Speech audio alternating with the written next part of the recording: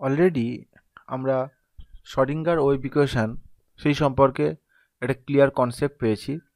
Schrödinger wave ইকুয়েশনটা one dimensional বা three dimensional স্পেসে কীভাবে তার ম্যাথমেটিক্যাল ইকুয়েশন ডেরিভেশন করতে হয়, তার ম্যাথমেটিক ইকুয়েশনটা কীভাবে লিখতে হয়, সেই সম্পর্কে একটা ক্লিয়ার কাট কনসেপ্ট আমাদের তৈরি হয়েছে। এবং সেই শ্রোডিঙ্গার ওয়েভ ইকুয়েশনের ক্ষেত্রে আমরা একটি নতুন টার্ম পেয়েছিলাম সাই, যেটাকে বলা হয়েছিল ওয়েভ ফাংশন, বা for simplicity it represent the amplitude of the waves. এখন শ্রোডিঙ্গার ওয়েভ ইকুয়েশন সেটা হলো একটা second order partial derivative with respect to x, Y and Z that is applicable for three dimensional space. এটাকে solution করলে আমরা অনেকগুলো solution পাবো, যে সলিউশনগুলো প্রত্যেকটাই একটা করে ওয়েভ ফাংশন। কিন্তু সমস্ত ওয়েভ ফাংশন সাই, সেগুলো আমাদের ক্ষেত্রে ফিজিক্যালি তার কোনো অ্যাকসেপ্টেন্স নেই, ফিজিক্যালি সেগুলো আমাদের ক্ষেত্রে অ্যাকসেপ্টেবল হবে না। এবং এই যে সলিউশনগুলো আমরা পাবো, সেই সলিউশনগুলোকে বলা হয় আইগেন ফাংশনস, এবং তার যে এনার্জি, করসপন্ডিং যে এনার্জি পাওয়া যাবে, সেগুলোকে আমরা বলবো আইগেন ভ্যালুস। তো এই সেকেন্ড অর্ডার ডিফারেন্সিয়াল ইকুয়েশনকে সলভ করলে আমরা অনেক সলিউশন পাবো। তাদের মধ্যে অ্যাকসেপ্টেবল হতে গেলে বেশ কিছু কন্ডিশন তাদেরকে ফলো করতে হবে। সেই কন্ডিশনকে বলা হয় boundary conditions. What are those conditions? সেই কন্ডিশনগুলো হলো the wave function must be single valued. Wave function, একটা ওয়েভ ফাংশনের ক্ষেত্রে যদি আমরা সেটাকে তার স্কোয়ার করি, সেটা probability of finding of an electron. সুতরাং একই কোঅর্ডিনেটের একই পজিশানে তার ক্ষেত্রে অ্যাট এ টাইম দুটো প্রবাবিলিটি পাওয়া পসিবল নয়। সুতরাং probability of finding electron at any particular point in space should be single valued. That's why the wave function must be single valued. Wave function must be a continuous function of its coordinate.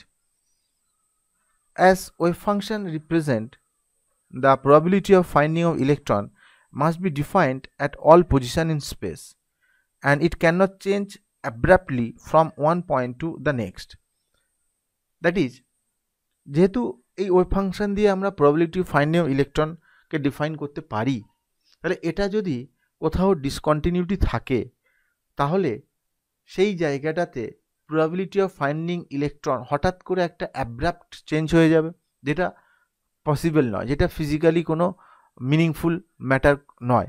সেই জন্য wave function must be continuous function of its coordinate.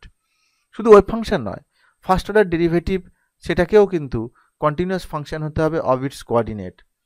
এবং যত আমরা nucleus থেকে distance বাড়বে, তত wave function তার value must approach to zero. অর্থাৎ নিউক্লিয়াস থেকে আমরা যদি ডিস্ট্যান্স ইনক্রিজ করতে থাকি, বাড়াতে থাকি, তাহলে ইলেকট্রন পাওয়ার যে প্রবাবিলিটি, সেটাও কিন্তু আস্তে আস্তে কমতে থাকবে।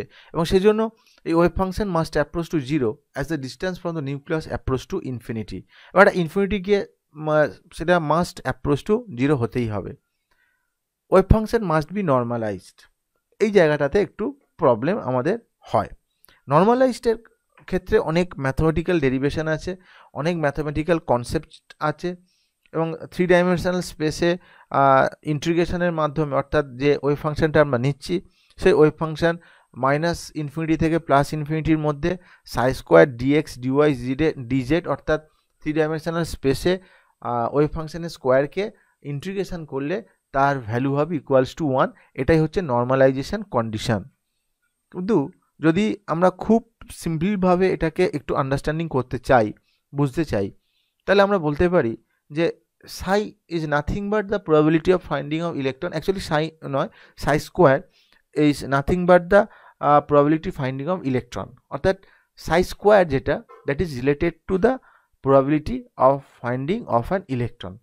তাহলে এটা থ্রি ডাইমেনশনাল স্পেসে ইলেকট্রনের যে পাওয়ার যে প্রবাবিলিটি, সেই প্রবাবিলিটিটাকে যদি আমরা সাম আপ করি, সেই টোটাল সমস্ত পয়েন্টে ইলেকট্রন পাওয়ার প্রবাবিলিটি যদি আমরা সাম আপ করি একটা থ্রি ডাইমেনশনাল স্পেসে, তাহলে অবভিয়াসলি সমস্ত প্রবাবিলিটিকে সাম আপ করলে তার ভ্যালু হবে ইকুয়ালস টু 1।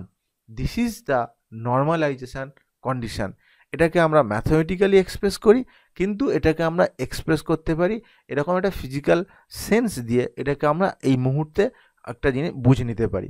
তো যাই হোক, এই ধরনের যে সমস্ত বাউন্ডারি, যে 5টা কন্ডিশন আছে, এই বাউন্ডারি কন্ডিশনগুলোকে যে সমস্ত ওয়েভ ফাংশন ফুলফিল করবে সেগুলোই হবে আমাদের ক্ষেত্রে অ্যাকসেপ্টেবল ওয়েভ ফাংশন, এবং সেগুলোই হচ্ছে ওই শ্রোডিঙ্গার ওয়েভ ইকুয়েশনের ক্ষেত্রে অ্যাকসেপ্টেবল সলিউশন।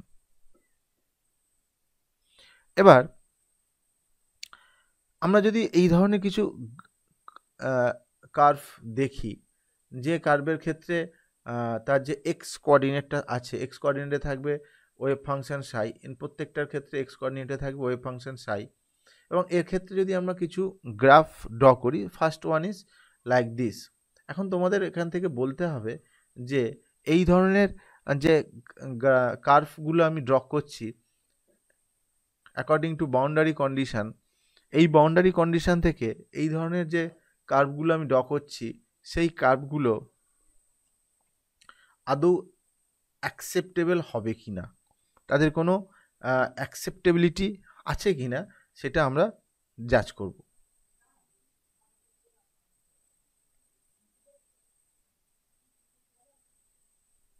এই চারটে ধরো গ্রাফ আমরা ড্র করলাম। এটা হচ্ছে এ, সাপোজ এটা হচ্ছে বি, সাপোজ এটা হচ্ছে সি, সাপোজ এটা হচ্ছে ডি। এখন তোমাদের বলতে হবে ওই বাউন্ডারি কন্ডিশন যে 4-5টা আলোচনা করলাম, সেই বাউন্ডারি কন্ডিশনের উপরে ভিত্তি করে এই চারটি যে কার্ভ আমি ড্র করেছি, সেই চারটি কার্ভ অ্যাকসেপ্টেবল হবে না হবে না। প্রথম যেটা আছে রিপ্রেজেন্টেশন অফ এ, দেখো এখানে যত আমরা ডিস্ট্যান্স বাড়ছে, ঠিক আছে, যত আমাদের ডিস্ট্যান্স বাড়ছে তত কিন্তু ওয়েভ ফাংশনের ভ্যালু বাড়ছে, কিন্তু আমাদের বাউন্ডারি কন্ডিশনে বলা হয়েছিল যে নিউক্লিয়াস থেকে যত ডিস্ট্যান্স ইনক্রিজ করবে এবং ইনক্রিজ করে করে সেটা নিয়ার টু ইনফিনিটি হয়ে যাবে, দেন ভ্যালু অফ এর যে ভ্যালুটা হবে সেটা কিন্তু অ্যাপ্রোচেস টু জিরো। অর্থাৎ আমরা যেটা পেয়েছিলাম, the wave function Sai must approach zero as the distance from the nucleus approach to infinity. কিন্তু এক্ষেত্রে তার উল্টো ঘটনা ঘটছে, যত ডিস্ট্যান্স বাড়ছে সাইয়ের ভ্যালু কিন্তু আস্তে আস্তে বেড়ে চলেছে। তাহলে এই যে ওয়েভ ফাংশনটা আমরা পাবো, সেই ওয়েভ ফাংশনটা হবে নট অ্যাকসেপ্টেবল, এটা আমাদের কাছে অ্যাকসেপ্টেবল ওয়েভ ফাংশন নয়। সেকেন্ড ওয়ান বি, বির ক্ষেত্রে আমরা যদি দেখি, ভেবে বলো যে এর ক্ষেত্রে অ্যাকসেপ্টেবল হবে না হবে না। এটা হচ্ছে যত ডিস্ট্যান্স আমরা ইনক্রিজ করছি সাইয়ের ভ্যালু কিন্তু অ্যাপ্রোচেস টু জিরো হচ্ছে, এটা সিঙ্গেল ভ্যালুড হচ্ছে, এর ফার্স্ট অর্ডার ডেরিভেটিভ করলে সেটাও সিঙ্গেল ভ্যালুড হচ্ছে, এবং সেই জন্য এটাকে আমরা বলবো কি অ্যাকসেপ্টেবল ওয়েভ ফাংশন। তাহলে এটা হলো আমাদের ক্ষেত্রে অ্যাকসেপ্টেবল। এটার ক্ষেত্রে দেখা যাক সির ক্ষেত্রে এই যে পয়েন্টটা রয়েছে, এই পয়েন্টে একটা কিন্তু ডিসকন্টিনিউটি দেখা যাচ্ছে, এই জায়গাটাতে কিন্তু একটা ডিসকন্টিনিউটি আমরা অবজার্ভ করতে পারছি। তাহলে এই ওয়েভ ফাংশনটা কিন্তু কন্টিনিউয়াস নয় with respect to its coordinate. তাহলে সেটার জন্য যেহেতু এটা ডিসকন্টিনিউ, তাহলে সেজন্য এটাও কিন্তু আমাদের ক্ষেত্রে not acceptable wave function. Number ডির ক্ষেত্রে যদি আমরা অবজার্ভ করি, এইখানে এই যে পয়েন্টটা আছে, এই পয়েন্ট থেকে একটা লাইন যদি আমরা ড্র করি, তাহলে দেখা যাচ্ছে এই লাইনটা কিন্তু এইরকম, অর্থাৎ এইখানে যা এই পয়েন্টে তার যা finding probability of finding of electron যা হবে, এই পয়েন্টেও তাই হবে, এই পয়েন্টেও তাই হবে। কিন্তু according to boundary condition Sai must be single valued, এটা ছিল আমাদের ফার্স্ট বাউন্ডারি কন্ডিশন। কিন্তু এখানে দেখা যাচ্ছে অ্যাট এ পার্টিকুলার পয়েন্ট সাইয়ের 3টে ভ্যালু পাওয়া যাচ্ছে, যেটাও কিন্তু অ্যাকর্ডিং টু বাউন্ডারি কন্ডিশন এটাও কিন্তু আমাদের ক্ষেত্রে নট অ্যাকসেপ্টেবল। তাহলে আমাদের এই ডিসকাশন থেকে আমরা বুঝতে পারছি যে শ্রোডিঙ্গার ওয়েভ ইকুয়েশনের ক্ষেত্রে various number of solution we can get in terms of psi, as it is the second order derivative of psi, but all the solution are not acceptable to us. All the solution does not bear any physical significance. Only those solutions have some physical significance which satisfy some boundary condition which is discussed earlier. In this graph, it is a pictorial representation of psi. We can observe that according to boundary condition, some wave function are acceptable and some wave function are not acceptable. So if you see just this like of question in your exam, I hope you can write down the answer of this question easily. আশা করছি তোমরা এই ধরনের question পরীক্ষাতে যদি পাও, পিকচরিয়াল representation বা এই ধরনের কোনো কার্ভ এঁকে যদি তোমাদেরকে বলা হয় যে এর ওই ফাংশনটা অ্যাকসেপ্টেবল আর নট অ্যাকসেপ্টেবল জাজ করো, আমি আশা করি এই ডিসকাশন থেকে তোমরা সেটা করে উঠতে পারবে। নেক্সট হচ্ছে আমরা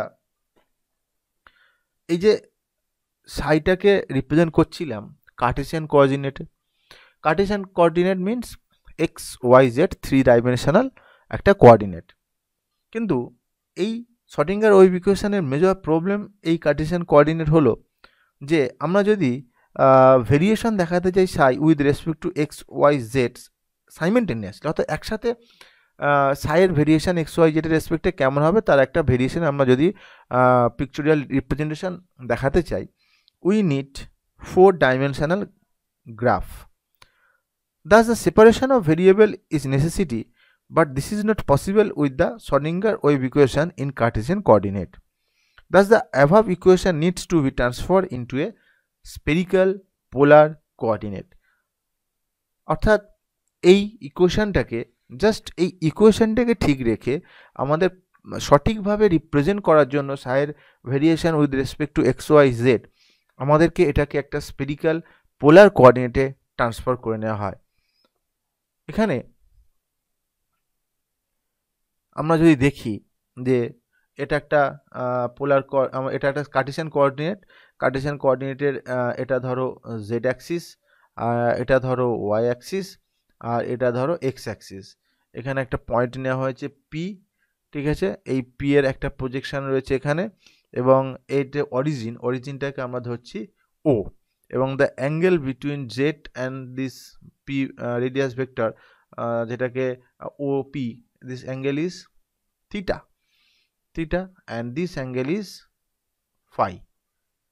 এইরকম যদি ভাবে আমরা এই ইকুয়েশনটাকে কার্টেসিয়ান কোঅর্ডিনেটটাকে আমরা যদি ডিফাইন করি according to spherical polar coordinate, সেখানে কিছু ইকুয়েশন হোল্ড করে।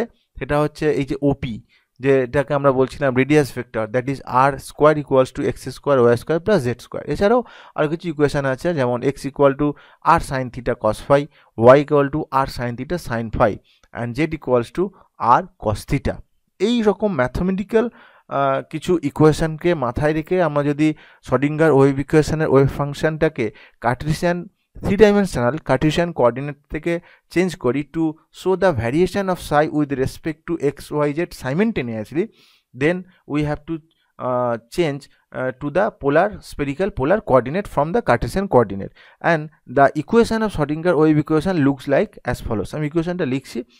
এই পোলার কোঅর্ডিনেটের যে ইকুয়েশনটা হয় সেই ইকুয়েশনটা কীরকম হয় বা কীরকম দেখতে হয় সেটা আমরা এখানে একবার করে দেখাচ্ছি।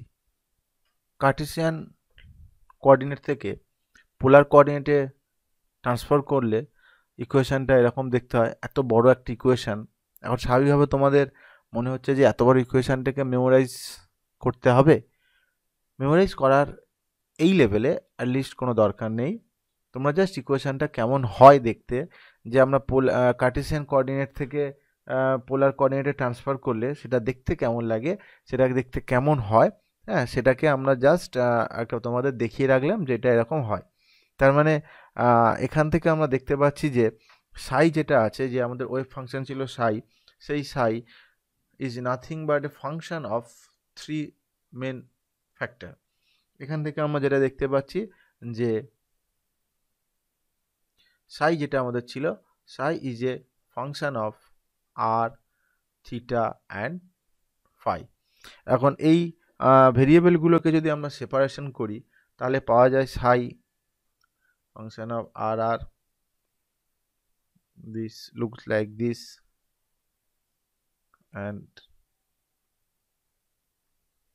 this। এটাকে আমরা সাইটাকে যদি ভেরিয়েবলগুলোকে সেপারেশন করে নিই তাহলে এটা এরকম দেখতে লাগে। Now we have to know about the physical significance of wave function. Actually, wave function itself psi does not bear any physical significance.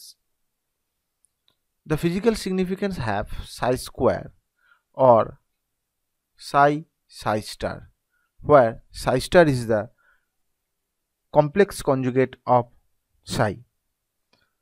এর কি ফিজিক্যাল সিগনিফিকেন্স আছে সাই স্কোয়ার এবং বা সাই স্টারের ক্ষেত্রে? অ্যাকর্ডিং টু ক্লাসিক্যাল মেকানিক্স আমরা জানি square of wave amplitude at any point associate with any electromagnetic radiation such as light, sound, wave is interpreted as a measure of intensity effect at that point.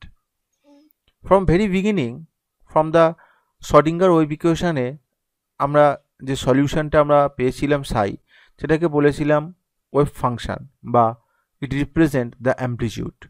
Classical মেকানিক্সের ক্ষেত্রে যে কোনো ওয়েভের ক্ষেত্রে তার অ্যাম্পলিটিউডের যে স্কোয়ার থাকে অর্থাৎ সাই স্কোয়ার বা কমপ্লেক্স কনজুগেট যদি হয় সাই স্টার, সেটা ইন্টেন্সিটি এফেক্টকে রিপ্রেজেন্ট করে। তাহলে ক্লাসিক্যাল মেকানিক্স অনুযায়ী যেমন সাউন্ড ওয়েভের ক্ষেত্রে হয়, লাইট ওয়েভের ক্ষেত্রে হয় যে তাদের অ্যাম্পলিটিউডের স্কোয়ারটা তাদের ইন্টেন্সিটি এফেক্টটাকে রিপ্রেজেন্ট করে।